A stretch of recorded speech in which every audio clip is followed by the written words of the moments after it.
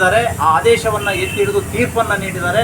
ಸಿದ್ದರಾಮಯ್ಯನವರು ಕೂಡಲೇ ತಮ್ಮ ಕುರ್ಚಿಗೆ ರಾಜೀನಾಮೆ ಕೊಟ್ಟು ತನಿಖೆಯನ್ನು ಎದುರಿಸಬೇಕು. ಮತ್ತು ತನಿಖೆಯನ್ನು ಎದುರಿಸಿ ಅಲ್ಲಿಂದ ಅವರು ನಿರಪರಾಧಿ ಆಗಿ ಹೊರಬಂದು ಮತ್ತೆ ಆಡಳಿತ ನಡೆಸಬೇಕು ಅನ್ನುವಂಥದ್ದು ನಮ್ಮ ಆಗ್ರಹ. ತಕ್ಷಣವೇ ಇವತ್ತು ಮಂಡಾಟವನ್ನು ಬಿಟ್ಟು ರಾಜೀನಾಮೆ ಕೊಟ್ಟು ತೊಲಗಬೇಕು ಅಂತ ನಾನು ಹೇಳಿಕೆ ಬಯಸ್ತೇನೆ.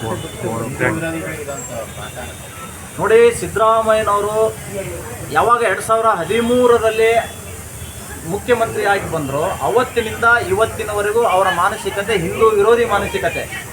ಕೇಸರಿ ಸೇರೋದಿಲ್ಲ, ಕುಂಕುಮ ಹಚ್ಕೊಳ್ಳೋದಿಲ್ಲ, ದೇವಸ್ಥಾನಕ್ಕೆ ಭಕ್ತಿಯಿಂದ ಹೋಗೋದಿಲ್ಲ. ಯಾವಾಗ ತಮ್ಮ ಮೇಲೆ ಆರೋಪ ಬಂತೋ ಹನುಮಾನ್ ದೇವಸ್ಥಾನಕ್ಕೆ ಹೋಗಿ ಪಾಪ ತೊಳ್ಕೊಳ್ಳಿಕ್ಕೆ ನಿಂತರು. ಅದು ಸಾಧ್ಯ ಆಗಲಿಲ್ಲ. ಹನುಮಾನು ಕೂಡ ಇವರಿಗೆ ವರ ಕೊಡಲಿಲ್ಲ. ನೀವು ತಪ್ಪು ಮಾಡಿದೀಯಾ, ತನಿಖೆ ಎದುರಿಸು ಅಂತ ಹೇಳಿ ಇವತ್ತು ವರ ಕೊಟ್ಟಿಲ್ಲ, ಶಾಪ ಕೊಟ್ಟಿದ್ದಾರೆ. ಆ ಶಾಪದಿಂದಲೇ ಸಿದ್ದರಾಮಯ್ಯನವರು ತಮ್ಮ ಕುರ್ಚಿಯನ್ನು ಇವತ್ತು ಕಳ್ಕೊಳ್ತಾ ಇದ್ದಾರೆ. ಈಗ ರಾಜೀನಾಮೆ ಕೊಡಬೇಕಾ ಏನು ಹೇಳ್ತೀರಿ? ಖಂಡಿತ. ಒಬ್ಬ ಮುಖ್ಯಮಂತ್ರಿ ಆದಂಥವ್ರ ಮೇಲೆ ಭ್ರಷ್ಟಾಚಾರದ ಆರೋಪ ಬಂದಾಗ ತಕ್ಷಣವೇ ರಾಜ್ಯಪಾಲರ ಸೂಚನೆಯಂತೆ, ಅವರ ಆದೇಶದಂತೆ ಇವರು ರಾಜೀನಾಮೆ ಕೊಡಬೇಕು.